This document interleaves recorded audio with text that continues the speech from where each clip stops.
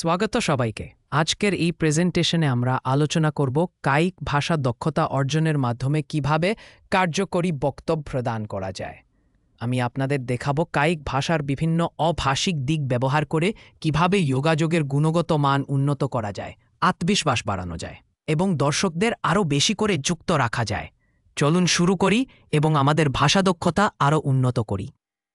স্বাগতম সবাইকে এই বিশেষ প্রশিক্ষণ কোর্সে, যেখানে আমরা শিখব কিভাবে বক্তৃতায় দেহাভাষার দক্ষতা বাড়ানো যায়। এই কোর্সটি বিশেষভাবে তৈরি করা হয়েছে আপনাদের সাহায্যের জন্য, যাতে আপনি শুধু কথার মাধ্যমে নয়, বরং দেহাভাষার মাধ্যমে আপনার ভাবনা আরও প্রভাবশালীভাবে প্রকাশ করতে পারেন। পেশাদার জীবনে একটি শক্তিশালী বক্তব্য তৈরি করার জন্য শুধু শব্দই যথেষ্ট নয়, দেহাভাষা তার সাথে সমান গুরুত্ব রাখে। তাই এই প্রশিক্ষণে আমরা দেহাভাষার বিভিন্ন দিক আলোচনা করব, যা আপনার উপস্থাপনা আরও জীবন্ত এবং বিশ্বাসযোগ্য করে তুলবে। প্রথম লক্ষ্য হল দেহভঙ্গির বাস্তবধর্মী উপলব্ধি অর্জন করা। এতে বক্তৃতায় কার্যকরভাবে দেহভঙ্গি ব্যবহারের সরাসরি অভিজ্ঞতা লাভ করব, যা আমাদের কথাকে আরও প্রভাবশালী করে তোলে। দ্বিতীয়ত, আমরা অলিখিত আচরণ সচেতনভাবে পর্যবেক্ষণ করার কথা শিখব। এখানে মুখাভিনয়, অঙ্গভঙ্গি এবং শরীরের অন্যান্য ক্রিয়াগুলিকে খেয়াল করে সেগুলোকে ব্যাখ্যা করার দক্ষতা গড়ে তোলা হবে।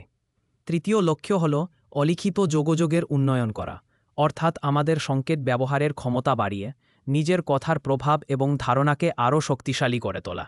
চতুর্থত, আমরা শিখব কিভাবে কার্যকর অলিখিত যোগাযোগের মাধ্যমে দর্শকদের আকর্ষণ করা যায়, যাতে তারা আমাদের বক্তব্যের সঙ্গে ইতিবাচক ও গভীর সংযোগ অনুভব করে। শেষত, এই কোর্সটি এমনভাবে তৈরি করা হয়েছে যাতে এটি সকল পেশাজীবীর জন্য প্রযোজ্য হয়, নবীন থেকে শুরু করে উচ্চতর ব্যবস্থাপনা স্তর পর্যন্ত, যাদের বক্তৃতার প্রভাব বাড়ানোর ইচ্ছা রয়েছে। এই লক্ষ্যগুলোর মাধ্যমে আমরা আমাদের অলিখিত যোগাযোগের দক্ষতা এক নতুন উচ্চতায় নিয়ে যেতে পারব। উপস্থাপনায় শরীর ভাষার গুরুত্ব অনেক বেশি। এটি শুধু ভাষার সঙ্গে মিলিয়ে ব্যবহৃত একটি মাধ্যম নয়, বরং এটি আরও গভীর ও আন্তরিক তথ্য আমাদের দর্শকদের কাছে প্রেরণ করে। অনেক সময় কথা বলে সব কিছু প্রকাশ করা যায় না, তখন শরীর ভাষা সেই অনুভূতিগুলো প্রকাশে সাহায্য করে এবং দর্শকদের অতিরিক্ত সংকেত দিয়ে, যা তাদের কন্টেন্ট বুঝতে আরও সহজ করে। আরেকটি গুরুত্বপূর্ণ দিক হল মুখাবয়ব। মুখাবয়ব ঠিক যেন আমাদের আবেগের আয়না।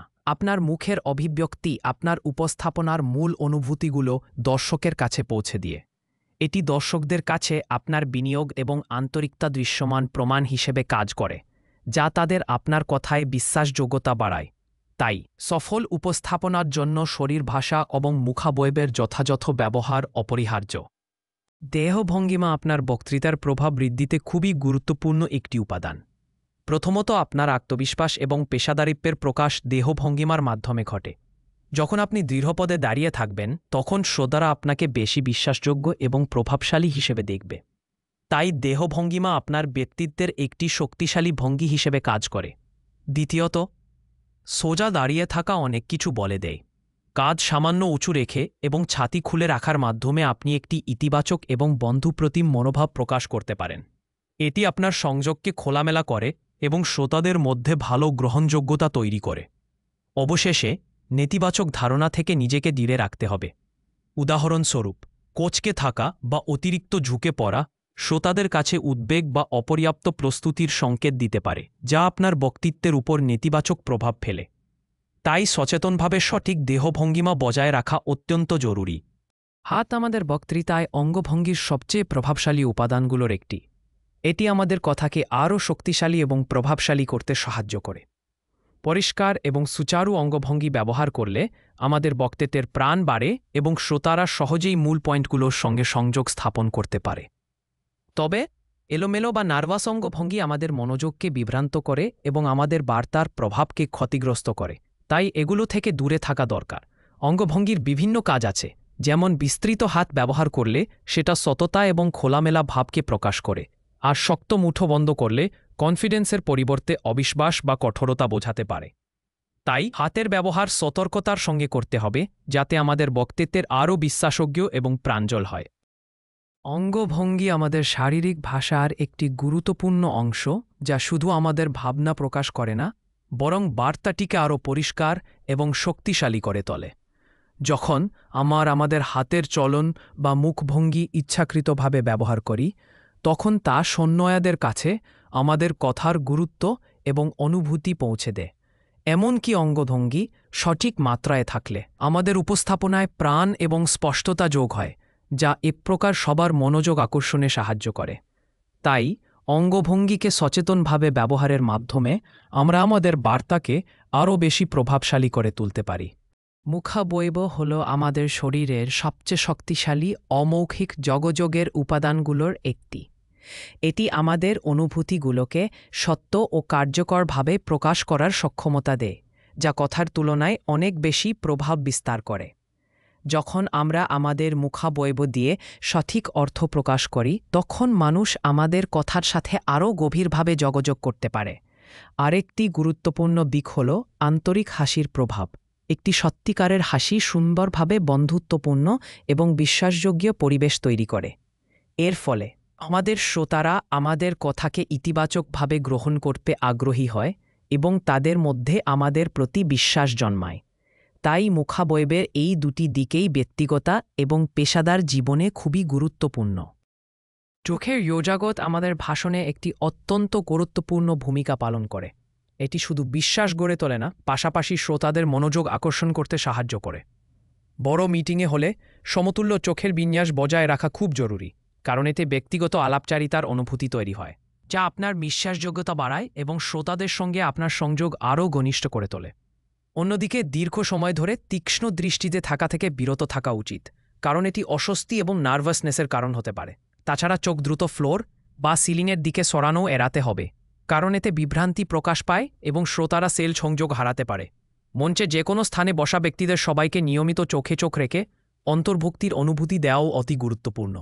এর মাধ্যমে দর্শকরা সক্রিয় অংশগ্রহণ অনুভব করে এবং পুরো মিলনস্থলের মনোযোগ বাড়ে।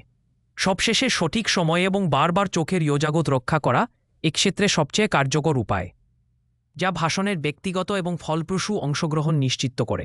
এই কৌশলগুলো মেনে চললে আপনার ভাষণ আরও শক্তিশালী ও মনোরম হবে। চিন্তিত অভ্যাস যেমন অবিরাম ঠকানো বা চুলের সাথে খেলা করা বক্তৃতার সময় আমাদের প্রেজেন্সকে প্রভাবিত করে। এই ধরনের ছোটখাট কাজগুলি মনে হলেও সামান্য, বাস্তবে এগুলো শ্রোতাদের মনোযোগ ভঙ্গ করতে পারে এবং আমাদের বক্তব্যের গুরুত্ব কমিয়ে দিয়ে। তাই এই অভ্যাসগুলো থেকে মুক্ত থাকা খুবই গুরুত্বপূর্ণ, যাতে আমরা আমাদের বার্তাটি স্পষ্ট ও অভিজ্ঞতার সঙ্গে পৌঁছাতে পারি। কণ্ঠস্বর, শ্বাস প্রশ্বাস এবং শরীরভঙ্গিকে আমরা যখন সঠিকভাবে সামঞ্জস্য করি, তখন আমাদের মানসিক ও শারীরিক অবস্থা স্পষ্টভাবে প্রকাশ পায়। কণ্ঠস্বর এবং শ্বাস প্রশ্বাস হল আমাদের অভ্যন্তরীণ অবস্থার প্রতিফলন, আর যখন এগুলো শরীরভঙ্গির সঙ্গে খাপ খায়, তখন আমাদের বার্তা আরও বিশ্বাসযোগ্য এবং প্রভাবশালী হয়ে ওঠে। আরেকটা গুরুত্বপূর্ণ বিষয় হল গভীর ও নিয়মিত শ্বাস নেওয়া। এটা শুধু আমাদের কণ্ঠের শক্তি বাড়ায় না, পাশাপাশি উদ্বেগও কমায়। ফলে আমরা আরও স্পষ্ট এবং স্থিরভাবে আমাদের বক্তব্য উপস্থাপন করতে পারি।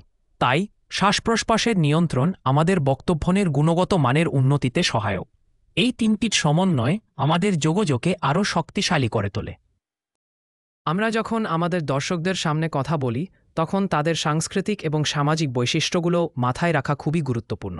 কারণ শরীরের ভাষার বিভিন্ন সংকেতে এক সংস্কৃতিতে আলাদা অর্থ বহন করতে পারে অন্য সংস্কৃতির তুলনায়। উদাহরণের জন্য, কিছু সংস্কৃতিতে হাত প্রসারিত করা স্বাগত জানানোর একটা সুন্দর নিদর্শন হতে পারে, কিন্তু আবার কোথাও এটা আক্রমণাত্মক সংগতি প্রকাশ করতে পারে। তাই আমাদের উচিত আমাদের শরীরের ভাষাকে সেই লোকদের সংবেদনশীলতার সাথে সামঞ্জস্য করা যারা আমাদের কথা শুনছেন। এই সামঞ্জস্য শুধুমাত্র বিশ্বাস গড়ে তোলায় সাহায্য করে না, বরং আমাদের বার্তা আরও স্পষ্ট এবং গ্রহণযোগ্য করে তোলে। অবশ্যই এর জন্য আগাম প্রস্তুতি নেওয়া এবং দর্শকদের সম্পর্কে কিছু গবেষণা করা উচিত, যা ভুল বোঝাবুঝির ঝুঁকি কমিয়ে আনবে এবং বহুমাত্রিক বা আন্তর্জাতিক পরিবেশে লোগাককে আরও কার্যকরী করে তুলবে। দেখুন, দেহভঙ্গিমার ভাষায় সাংস্কৃতিক পার্থক্য অনেক গুরুত্বপূর্ণ। বিভিন্ন সংস্কৃতিতে একই দেহভঙ্গিমা ভিন্ন অর্থ বহন করতে পারে, অর্থাৎ এটি সর্বজনীন নয়। যেমন চোখের যোগাযোগের ক্ষেত্রে পশ্চিমা সংস্কৃতিতে সরাসরি চোখে চোখে দেখা করা অনেক সময় ইতিবাচক ও সম্প্রেরণীয় মনে করা হয়, কিন্তু কিছু পূর্বী সংস্কৃতিতে এরা অধ্যত্তা বা বিরোধী আচরণ হিসেবে ধরা হতে পারে। একইভাবে হ্যান্ডশেক বা থাম্ব আপের মতো ইশারাগুলির অর্থও বিভিন্ন সাংস্কৃতিক প্রেক্ষাপটে বদলায়। তাই আন্তঃসংস্কৃতিগত যোগাযোগরে এই দেহভঙ্গিমার পার্থক্যগুলো সচেতন থাকা অত্যন্ত গুরুত্বপূর্ণ, কারণ এতে ভুল বোঝাবুঝি এড়ানো যায় এবং সুচারুরূপে যোগাযোগ প্রতিষ্ঠা করা সহজ হয়। পাশাপাশি ধারাবাহিক প্রশিক্ষণ এবং বিভিন্ন সংস্কৃতির মানুষের সঙ্গে অভিজ্ঞতা অর্জনের মাধ্যমে আমরা এই জটিলতা মোকাবিলায় আরও দক্ষতা অর্জন করতে পারি। দেখুন, দর্শকদের অভাষাগত প্রতিক্রিয়া ব্যাখ্যা করা বক্তৃতার ক্ষেত্রে খুবই গুরুত্বপূর্ণ, কারণ ভাষায় প্রকাশ না হওয়া অনেক সময়ই মুখাবয়ব, ভঙ্গি বা চোখের চলাচলের মাধ্যমে আমরা তাদের অনুভূতি বুঝতে পারি। এই ধরনের পর্যবেক্ষণ আমাদের সাহায্য করে বুঝতে দর্শকরা কতটা সক্রিয় এবং তাদের অংশগ্রহণের মাত্রা কেমন। বিশেষ করে মুখাবয়ব, শরীরের ভঙ্গি এবং চোখের চলাচল প্রত্যক্ষ করে আমরা তাদের মনোভাব সম্পর্কে অনেক তথ্য পেতে পারি, যা বক্তৃতার মান উন্নত করতে খুবই কাজে আসে। তাই অভাষাগত সংকেতগুলো ভালোভাবে পর্যবেক্ষণ করা অত্যন্ত জরুরি। ভাষণকে আরও সফল এবং প্রভাবশালী করার জন্য দেহভাষা এবং কিওয়ার্ডের মধ্যে সঠিক সামঞ্জস্য বজায় রাখা খুবই গুরুত্বপূর্ণ। অর্থাৎ যখন আপনি ইতিবাচক শব্দ যেমন সাফল্য বা উন্নতি বলে থাকেন, তখন আপনার মুখাবয়ব এবং হাতের ভঙ্গি উন্মুক্ত ও সমর্থনমূলক হওয়া উচিত। এতে শ্রোতারা আপনার মেসেজটি সহজে গ্রহণ করতে পারে এবং আপনার বক্তব্যের সঙ্গে তারা সংযোগ স্থাপন করতে পারে। অপরদিকে, যখন আপনি কোনো সতর্কবার্তা দেন বা গুরুত্বপূর্ণ পয়েন্ট জোর দিতে চান, তখন গম্ভীর মুখাবয়ব এবং উপযুক্ত অঙ্গভঙ্গি ব্যবহার বেশি প্রাসঙ্গিক হয়। এই ধরনের সামঞ্জস্য তথ্যের স্পষ্টতা বাড়ায়, ফলে ভাষণদাতার বিশ্বাসযোগ্যতাও বৃদ্ধি পায়। এজন্য আগাম অনুশীলন করাও জরুরি, যাতে দেহভাষা এবং ভাষণ নিখুঁতভাবে মিলে যায় ও আপনার বক্তৃতা আরও সুষম ও প্রভাবশালী হয়। প্রথমেই চলাচলে বাধা সৃষ্টি করে এমন যন্ত্রগুলো সম্পর্কে সচেতন থাকা খুব গুরুত্বপূর্ণ। যেমন মাইক্রোফোন, স্পিকার বা অন্যান্য যন্ত্রগুলি কোথায় আছে সেটা আগে থেকেই জানুন এবং নিশ্চিত করুন যে এগুলো আপনার হাতের চলাফেরায় বাধা সৃষ্টি করছে না। এতে আপনার উপস্থাপনা নির্বিঘ্নে চলবে। এরপর স্থানটিকে কার্যকরভাবে ব্যবহার করা দরকার। আপনার কর্মপরিকল্পনা এমনভাবে করুন যাতে আপনি দর্শকদের সঙ্গে ভালো চোখের যোগাযোগ বজায় রাখতে পারেন এবং পুরো স্থানটি সর্বোত্তমভাবে কাজে লাগাতে পারেন। শারীরিক বাধাগুলোকে কৌশলগতভাবে ব্যবহার করাও দরকার হতে পারে, যেমন কাঠামো বা অন্য কোনো প্রতিবন্ধকতাকে উপস্থাপনা অংশ হিসেবে নিয়ে আসতে পারেন, যাতে দর্শকের মনোযোগ আকর্ষিত হয় এবং উপস্থাপনায় একটা গতিশীলতা আসে। এছাড়াও চলাচলের দৃশ্যমানতা নিশ্চিত করা জরুরি। শারীরিক উপাদানের চারপাশে সঠিকভাবে দাঁড়িয়ে হাতের চলাচল স্পষ্ট দেখা যায় কিনা সেটা খেয়াল রাখুন। এতে আপনার ব্যক্তিত্ব ও বক্তব্যে আরও বেশি প্রাণবন্ত মনে হবে। সবশেষে, তথ্য প্রদানে স্পষ্টতা বাড়ানোর জন্য শারীরিক বাধাগুলোকে সক্রিয়ভাবে মোকাবেলা করতে হবে। প্রস্তুতির সময় আগে থেকে ভাবুন কিভাবে এগুলো এড়ানো যায়, যাতে কোনো বাধা তথ্য বোঝানোর পথে বাধা সৃষ্টি না করে। এই সব কৌশল মিলিয়ে আপনার উপস্থাপনা আরও প্রভাবশালী হবে। চেহারা এবং শরীরভঙ্গি একসাথে কাজ করে আমাদের প্রথম ভিজুয়াল ইমপ্রেশন তৈরি করতে। যখন কেউ আমাদের দেখে, তখন তারা আমাদের শরীরের সংকেত এবং চেহারার ওপর ভিত্তি করে প্রাথমিক ধারণা গড়ে তোলে। এখানে শুধু শরীরভঙ্গি নয়, আমাদের পোশাক এবং ব্যক্তিগত পরিচ্ছন্নতার ভূমিকা অনেক বড়। যদি আমরা উপযুক্ত পোশাক পরিধান করি এবং পরিচ্ছন্ন থাকি, সেটি আমাদের পেশাদার ইমেজকে মজবুত করে এবং জনসাধারণের মধ্যে বিশ্বাস তৈরি করে। এছাড়া যখন আমাদের উপস্থাপনা এবং চেহারা সামঞ্জস্যপূর্ণ হয়, তখন আমরা আমাদের বার্তাকে আরও শক্তিশালী এবং গ্রহণযোগ্য করে তুলি। চেহারা শুধু বাহ্যিক নয়, এটি আমাদের আচরণ ও মুখাবয়বের অনুভূতিতেও প্রভাব ফেলে, যা আত্ম উপস্থাপনাকে প্রভাবিত করে। তাই তথ্য পৌঁছানোর জন্য চেহারার সব উপাদানকে সঠিকভাবে একত্রে সমন্বয় করা অত্যন্ত জরুরি, যাতে আমাদের বার্তা সর্বোচ্চ দক্ষতায় পৌঁছাতে পারে। যখন উপস্থাপনার সময় হঠাৎ কোনো শারীরিক অবস্থার সম্মুখীন হয়, সর্বপ্রথম অবস্থা বিশ্লেষণ করা খুব জরুরি। বুঝতে হবে সমস্যাটা প্রযুক্তিগত, দর্শকদের ব্যাঘাত, নাকি নিজের শারীরিক কোনো সমস্যা থেকে এসেছে। কারণ সঠিকভাবে শনাক্ত করতে পারলেই আমরা যথাযথ প্রতিকার নিতে পারব। তারপর আমাদের দেহভঙ্গি নিয়ন্ত্রণ করা প্রয়োজন। ধীরে সচেতনভাবে মসৃণ আন্দোলন করতে হবে। মুখভঙ্গি নিয়ন্ত্রণ করে আত্মবিশ্বাস ধরে রাখতে হবে। এই অমৌখিক সংকেতগুলো শ্রোতাদেরকে শান্ত করতে সাহায্য করে এবং পেশাদারিত্ব বজায় রাখে। প্রয়োজনে নিজেকে নিয়ন্ত্রণ ফিরিয়ে আনার জন্য সংক্ষিপ্ত বিরতি নিতে হবে। গভীর শ্বাস নিয়ে নিজেকে শান্ত করা খুবই গুরুত্বপূর্ণ। এতে আমরা পুনরায় ফোকাস করতে পারি এবং পরিস্থিতি সামলাতে সক্ষম হই। খামোখা ভাব আগে আসতে দিন না। তারপরে দর্শকদের মনোযোগ আবার তোলে আনতে হবে। মৃদু হাসি বা তাদের সঙ্গে হালকা কথা বলা, কখনো কখনো দর্শকদের সক্রিয়তা যাচাই করার মতো কৌশল ব্যবহার করতে পারি। এতে বিরতির সময়েও ইতিবাচক ইন্টারঅ্যাকশন বজায় থাকে। সবশেষে এগুলো মোকাবিলার জন্য আগে থেকেই প্রস্তুত থাকা প্রয়োজন। উপস্থাপনার আগে সম্ভাব্য সমস্যা চিন্তা করে নিতে হবে ও উপযুক্ত সরঞ্জাম ও কৌশল সবার আগে সাজাতে হবে। এই প্রস্তুতি আমাদের আত্মবিশ্বাস বাড়ায় এবং হঠাৎ যে কোনো পরিস্থিতি দ্রুত সামলাতে সাহায্য করে। আত্মবিশ্বাস হল যে কোনো বক্তৃতার সফলতার মূল ভিত্তি। যখন আপনি আত্মবিশ্বাসী মনে করবেন, তখন আপনার কথাগুলো আরও প্রভাবশালী হবে এবং শ্রোতাদের মনোযোগ পাবেন।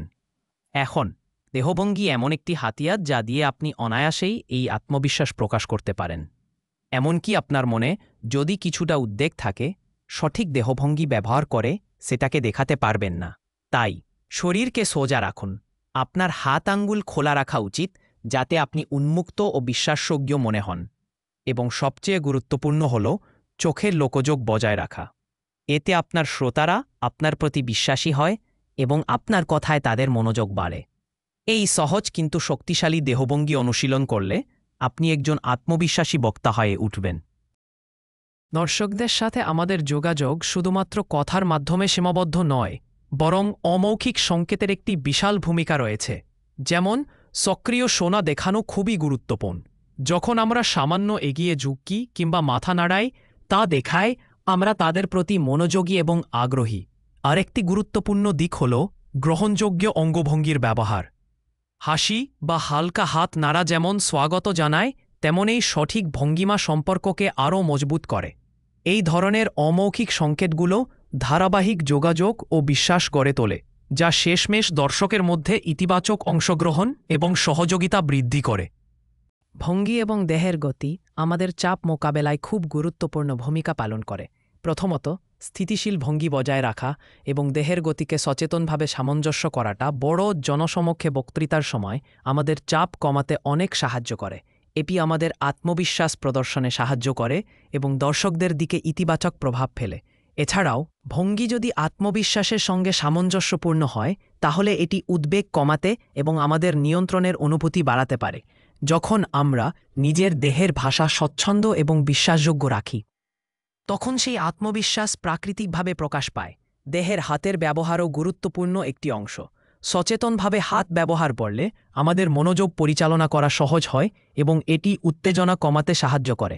হাতের নড়াচড়া যদি সঠিক এবং সদয় হয়, তাহলে তা শ্রোতাদের সাথে সংযোগ বাড়ায়। অবশ্যই এইসব দেহের গতিবিধি এবং ভঙ্গির জন্য নিয়মিত অনুশীলন ও পর্যাপ্ত প্রস্তুতি জরুরি। প্রস্তুতির মাধ্যমে আমরা নিজেদের পারফরম্যান্সকে আরও উন্নত করতে পারি এবং চাপের সময়ও বিষয়গুলো ভালোভাবে সামলাতে পারি। সবশেষে চাপের মধ্যে থেকেও শান্ত এবং পেশাদার থাকার যোগ্যতা বিকাশ করা অত্যন্ত জরুরি। কঠিন পরিস্থিতিতেও শান্ত থাকলে আমরা চাপকে দক্ষতায় নিয়ন্ত্রণ করতে সক্ষম হয়, যা আমাদের সামগ্রিক পারফরম্যান্সকে অনেকাংশে বৃদ্ধি করে। শরীরের ভাষা শুধু আমাদের দর্শকদের উপর প্রভাব ফেলে না, এটি আমাদের নিজের মানসিক অবস্থার উপরও গভীর প্রভাব রাখে।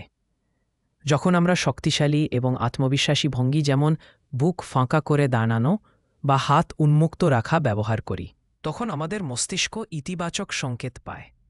এই সংকেতগুলো আমাদের ভিতরে এক ধরনের আত্মবিশ্বাসের আবির্ভাব ঘটায়, যা বক্তৃতার সময় খুবই গুরুত্বপূর্ণ। এছাড়া আত্মবিশ্বাসী শরীরের ভাষা আমাদের চাপ কমাতেও সাহায্য করে, ফলে মানসিক অবস্থা আরও উন্নত হয়। অর্থাৎ শরীরের ভাষা কেবল একটি তথ্য প্রেরণের মাধ্যমই নয়, এটি আমাদের অভ্যন্তরীণ মানসিক প্রক্রিয়াকেও সক্রিয় করে, যা আমাদের বক্তব্যকে আরও প্রভাবশালী করে তোলে। উপস্থাপনার আগে শারীরিক প্রস্তুতি খুবই গুরুত্বপূর্ণ। প্রথমত, আমি স্ট্রেচিং ব্যায়াম করতে পারি, যা শরীরকে নমনীয় এবং সতেজ রাখে। এছাড়া গভীর শ্বাস নেয়ার কৌশলগুলো অনুশীলন করলে মন শান্ত থাকে এবং শ্বাস প্রশ্বাস নিয়ন্ত্রণে থাকে। এর ফলে রক্ত সঞ্চালন ভালো হয়, যা শরীরকে তরতাজা রাখতে সাহায্য করে এবং আমার চলাচলকে আরও মসৃণ করে তোলে। এখন মানসিক প্রস্তুতির কথা বলি। আমি ইতিবাচক ভিজুয়ালাইজেশন কৌশল ব্যবহার করি, যেখানে উপস্থাপনার সফলতা আমি মনের চোখে দেখি। এটা আমাকে আত্মবিশ্বাস দেয় এবং চাপ কমায়। এছাড়া মানসিক ইমেজারি অনুশীলন করলে ধৈর্য বাড়ে, ফলে কঠিন মুহূর্তেও মন স্থির থাকে। এই দুই ধরনের প্রস্তুতি একসাথে আমার উপস্থাপনা ভালো করার জন্য অপরিহার্য। প্রযুক্তি সত্যিই আমাদের শারীরিক ভাষা উন্নত করার জন্য খুবই গুরুত্বপূর্ণ এক উপায়। ক্যামেরার নিজের বক্তৃতা রেকর্ড করলে আমরা নিজেরই অচেতনভাবে করা ভুল বা অপ্রাসঙ্গিক অঙ্গভঙ্গি সহজেই ধরতে পারি। মুখের অভিব্যক্তি, হাতের ঝলকানো বা দাঁড়ানোর ভঙ্গি সব কিছুই আমরা পর্যবেক্ষণ করে বিশ্লেষণ করতে পারি। এর ফলে আমরা আমাদের শারীরিক ভাষাকে আরও প্রভাবশালী এবং প্রাসঙ্গিক করে তোলার জন্য প্রয়োজনীয় পরিবর্তন করতে সক্ষম হয়। তাছাড়া আজকাল অনেক স্মার্টফোন অ্যাপ্লিকেশন রয়েছে যা ইন্টারঅ্যাক্টিভ প্রশিক্ষণ দেয় এবং বিশেষ করে অঙ্গভঙ্গি এবং মুখাবয়বের অভিব্যক্তি উন্নত করার জন্য সাহায্য করে। এই ধরনের প্রযুক্তিগত সহায়তাগুলো নিয়মিত ব্যবহার করলে আমরা আমাদের বক্তব্যকে আরও প্রফেশনাল করতে পারি এবং শ্রোতাদের সঙ্গে আরও ভালো যোগাযোগ স্থাপন করতে পারি। তাই প্রযুক্তিকে ব্যবহার করে শারীরিক ভাষা বিকাশ করা অবশ্যই এক গুরুত্বপূর্ণ কৌশল। প্রতিক্রিয়া গ্রহণ করে দেহভঙ্গি দক্ষতা উন্নয়ন একটি গুরুত্বপূর্ণ প্রক্রিয়া। প্রথমত, নির্দিষ্ট পর্যবেক্ষণ প্রতিক্রিয়া আপনাকে এমন অক্ষর ভাষার আচরণ চিনতে সাহায্য করে যা হয়তো আপনি আগে সচেতন ছিলেন না। এটা আপনার নিজের কথোপকথনে আরও সজাগ হতে সাহায্য করবে। এরপর অবশ্যই আপনার যোগাযোগের স্পষ্টতা মূল্যায়ন করা জরুরি। অর্থাৎ বাইরের দৃষ্টিকোণ থেকে দেখুন আপনার দেহভঙ্গি কতটা কার্যকরভাবে কাঙ্ক্ষিত বার্তা পৌঁছে দিচ্ছে। এছাড়াও আপনার রেকর্ডকৃত উপস্থাপনা পুনরায় পর্যালোচনা করুন, কারণ এতে আত্মমূল্যায়ন এবং বাইরের প্রতিক্রিয়া মিলিয়ে আপনি আপনার অক্ষর ভাষার যোগাযোগ শৈলী আরও উন্নত করতে পারবেন। গঠনমূলক সমালোচনা গ্রহণ করাও একান্ত প্রয়োজন, যা আপনার সংকেত প্রকাশের শক্তিকে বাড়িয়ে তুলবে। সর্বোপরি, ধারাবাহিক অনুশীলনের মাধ্যমে পুনরাবৃত্তিমূলক উন্নতির প্রক্রিয়া চালিয়ে যান, কারণ দেহভঙ্গি দক্ষতা উন্নত করতে ধারাবাহিক প্রচেষ্টা খুবই গুরুত্বপূর্ণ। এই সব ধাপের সাথে আপনাকে এমন একজন সফল যোগাযোগকারী হিসেবে গড়ে তুলবে যার বার্তা স্পষ্ট ও প্রভাবশালী। আসল পরিস্থিতিতে অনুশীলন করা আত্মবিশ্বাস গড়ে তোলার সবচেয়ে কার্যকর উপায়ের মধ্যে একটি। নকল পরিবেশে বক্তৃতার দৃশ্য অনুশীলন করলে আপনি কেবল কথা বলার দক্ষতাই নয়, মুখের অভিব্যক্তি এবং শরীরের ভাষাও পরিচয় করতে পারেন। যখন আপনি গ্রুপ বা প্রশিক্ষকের সামনে অভিনয় করেন, তখন তা আপনার মৌখিক তথ্যের সাথে সম্পূর্ণ সামঞ্জস্যপূর্ণ কিনা নিশ্চিত হওয়া যায়।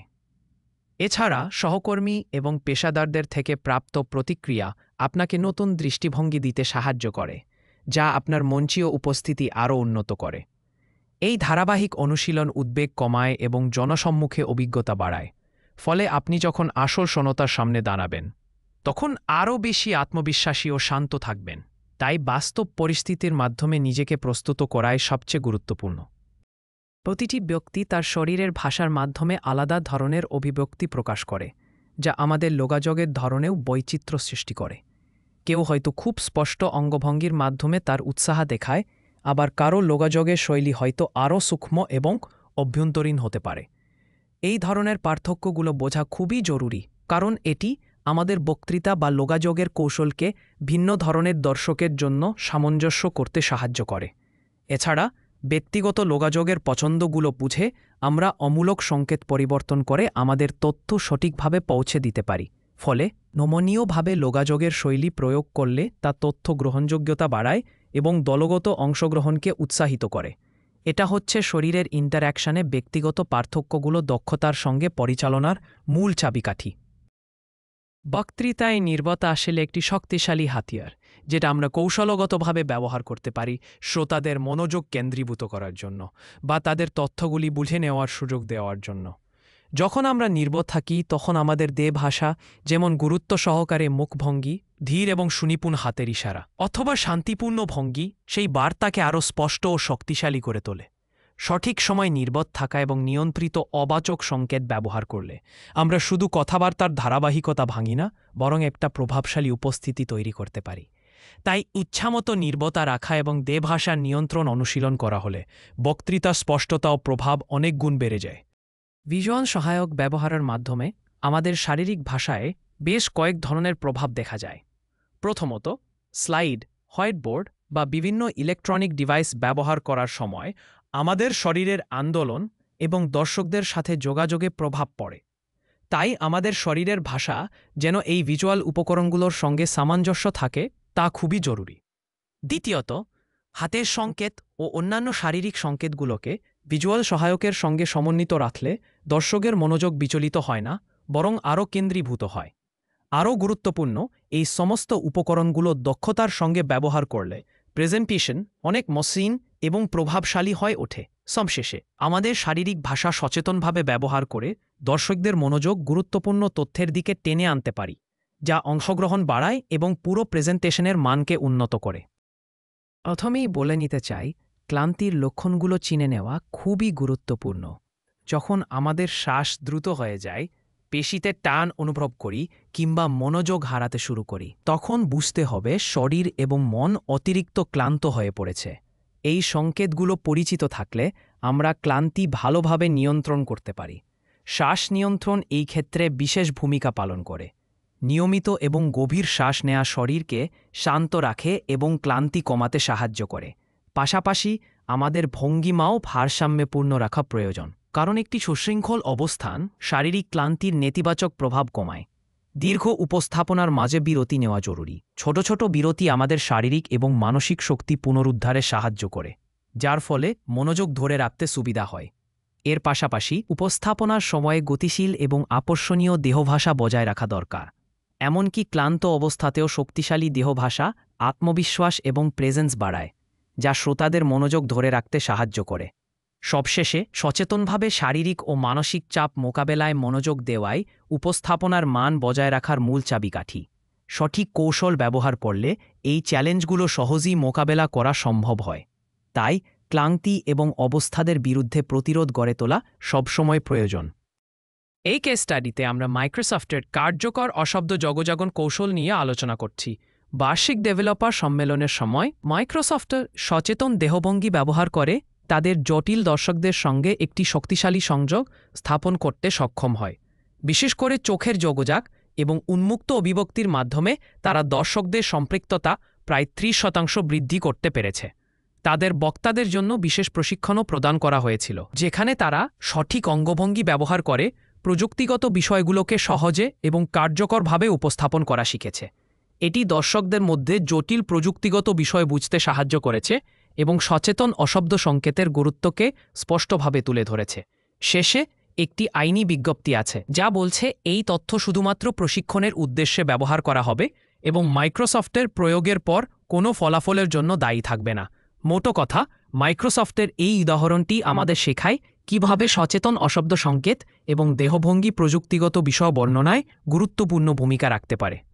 স্যামসাং দলে তারা শারীরিক ভাষা, বক্তৃতার শব্দ এবং শ্বাসপ্রশ্বাসকে একসাথে সিঙ্ক্রোনাইজ করার উপর জোর দিয়েছে। এই সমন্বয়ে বক্তৃতাকে আরও সত্যনিষ্ঠা এবং আত্মবিশ্বাসী করে তোলে, যা দর্শকদের উপর ইতিবাচক প্রভাব ফেলে। সমন্বিত এই লোকগড় কৌশলের ফলে দর্শক অংশগ্রহণ 25% মাত্রা বাড়িয়ে ইতিবাচক প্রতিক্রিয়া অর্জন করা সম্ভব হয়েছে। প্রশিক্ষণে তারা সংজ্ঞানে গতিবিধি নিয়ন্ত্রণ করা, শান্ত থাকা এবং শ্বাস প্রশ্বাসের নিয়মিত ব্যবহার অন্তর্ভুক্ত করেছে, যা শব্দ ও শরীরের অভিব্যক্তির মধ্যকার সামঞ্জস্য রক্ষা করে। এই কেস স্টাডি আমাদের দেখায় যে বক্তৃতার বিভিন্ন উপাদান একত্রিত করে একটি সমন্বিত কৌশল গ্রহণ করা কতটা গুরুত্বপূর্ণ, কারণ এটি কার্যকর লোকগণ জন্য অপরিহার্য। উপস্থাপনায় শারীরিক স্থানকে সঠিকভাবে ব্যবহার করাটা দর্শকদের মনোযোগ ধরে রাখতে এবং তাদের সাথে কার্যকর যোগাযোগ করার জন্য খুবই গুরুত্বপূর্ণ। মঞ্চ বা কক্ষে সামঞ্জস্য রেখে চলাফেরা করুন, যাতে আপনার উপস্থিতি প্রাকৃতিক এবং আকর্ষণীয় লাগে। একাধারে বিভিন্ন জায়গায় গমনাগমন করলে দর্শকেরা আপনার কথার প্রতি আরও বেশি মনোযোগী হয় এবং পারস্পরিক সম্পর্ক সহজ হয়। কখনো কখনো নির্দিষ্ট জায়গায় দাঁড়িয়ে বিরতি নিন, যাতে দর্শকরা গুরুত্বপূর্ণ তথ্যগুলো বুঝে নিতে পারে এবং আপনার বক্তব্যের প্রভাব বাড়ে। অতিরিক্ত বা এলোমেলো চলাফেরা এড়িয়ে চলুন, কারণ এতে মনোযোগ বিভ্রাট হয়ে যেতে পারে এবং আপনার বক্তব্যের গুরুত্ব কমে যায়। অন্যদিকে দর্শকদের সাথে যথাযথ দূরত্ব বজায় রেখে সম্মান এবং দুপক্ষের পারস্পরিক শ্রদ্ধা বজায় রাখা প্রয়োজন, যা সম্পর্ক আরও মজবুত করে। এইভাবে আপনি বুদ্ধিমানের সঙ্গে স্থান ব্যবহার করে আপনার উপস্থাপনাকে আরও প্রফেশনাল এবং অন্তঃক্রিয়াশীল করে তুলতে পারবেন। এখানে শরীর ভাষা বোঝার গুরুত্ব নিয়ে কথা বলছি। শরীর ভাষা আসলে আমাদের কি ভাবছে, কি অনুভব করছে সেটা প্রকাশ করে, এবং এটা বুঝতে পারা যোগাযোগের ক্ষেত্রে খুবই গুরুত্বপূর্ণ। যখন আমরা অন্যের শরীর ভাষা সঠিকভাবে অনুধাবন করতে পারি, তখন আমাদের কথোপকথন আরও স্পষ্ট এবং প্রভাবশালী হয়। সহজ কথায়, শরীর ভাষা আয়ত্ত করার মাধ্যমে আমরা আমাদের বার্তা আরও শক্তিশালী ও কার্যকরভাবে পৌঁছে দিতে পারি। তাই এটা শিখতে এবং প্র্যাকটিস করতে হবে। কারণ এটা আমাদের যোগাযোগ দক্ষতাকে অনেক গুণ বৃদ্ধি করে। এই স্লাইডে আমরা আমাদের আলোচ্য বিষয়টির জন্য প্রয়োজনীয় মূল রেফারেন্সগুলো তুলে ধরেছি। প্রথম রেফারেন্সটি হল বার্গুন, গুরেরো এবং ফ্রয়েডের বই অপ্রচলিত যোগাযোগ, যা 2016 সালে প্রকাশিত হয়েছে। এটি একটি গভীর এবং ব্যাপক বৈজ্ঞানিক গবেষণা, যেখানে অপ্রচলিত যোগাযোগের বিভিন্ন দিক বিশ্লেষণ করা হয়েছে। এই বইটি আমাদের বুঝতে সাহায্য করে এই যোগাযোগের প্রক্রিয়া এবং তার গুরুত্ব সম্পর্কে। দ্বিতীয় রেফারেন্সটি হল বডি ল্যাঙ্গুয়েজ আল্টিমেট গাইড, যা পিজ দম্পতি 2004 সালে প্রকাশ করেছে। এটি একটি বিশদ ব্যবহারিক গাইড, যা শরীরের ভাষা, তার ব্যাখ্যা ও ব্যবহার সম্পর্কে সুন্দরভাবে জানায়। এই বইটির সাহায্যে আমরা বডি ল্যাঙ্গুয়েজ সম্পর্কিত জ্ঞানে আরও গভীরতা পেতে পারি, যা যোগাযোগ দক্ষতা উন্নত করার জন্য অত্যন্ত গুরুত্বপূর্ণ। এই দুই রেফারেন্স আমাদের আলোচ্য বিষয়ের বৈজ্ঞানিক এবং ব্যবহারিক উভয় দিক যথাযথভাবে তুলে ধরে। এই স্লাইডে আমরা দায়িত্ব অস্বীকার সম্পর্কে কিছু গুরুত্বপূর্ণ বিষয়ে আলোচনা করব। প্রথমত, এই বিষয়বস্তুটি শুধুমাত্র প্রশিক্ষণ এবং অভ্যন্তরীণ ব্যবহারের জন্য তৈরি করা হয়েছে, অর্থাৎ এটি বাইরে জনসাধারণের জন্য নয়। দ্বিতীয়ত, তথ্যের সঠিকতা নিয়ে আমরা সম্পূর্ণ গ্যারান্টি দিই না, অর্থাৎ এখানে ভুল পাওয়া যেতে পারে, তাই তথ্যের যাচাই করা গুরুত্বপূর্ণ। লেখক এই উপকরণটি থেকে নেওয়া সিদ্ধান্ত বা কোনো কর্মের জন্য দায়বদ্ধ নয়, তাই ব্যবহারকারীদের নিজেই সতর্ক থাকতে হবে এবং প্রয়োজনীয় যাচাই বাছাই করে সিদ্ধান্ত নিতে হবে। আপনাদের সবাইকে ধন্যবাদ এই সময়টা আমাদের সঙ্গে কাটানোর জন্য। আপনারা যদি কোনো প্রশ্ন বা আলোচনা করতে চান, আমি এখানে থাকব সেগুলো উত্তর দেওয়ার জন্য। আবার ধন্যবাদ এবং আশা করি আমাদের আলোচনাটি আপনাদের জন্য উপকারী হয়েছে।